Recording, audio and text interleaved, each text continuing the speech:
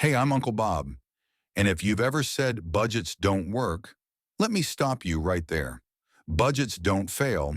Unrealistic budgets fail. Most people picture a budget as some kind of financial prison, spreadsheets, guilt, saying no to everything fun. That's not what we're doing here.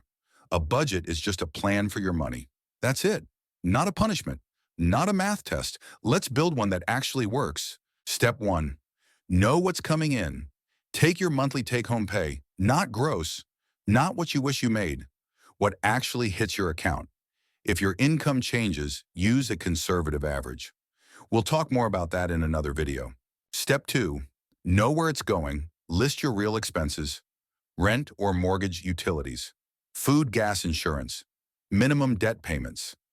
Then the sneaky stuff, subscriptions, eating out Amazon. Random where did my money go, spending. If you don't know these numbers, look back 30 to 60 days. No guessing. Step three, give every dollar a job. Before the month starts, your money should already know where it's going. Bills, savings, spending, all of it. Money without a plan has a habit of disappearing. Step four, be realistic.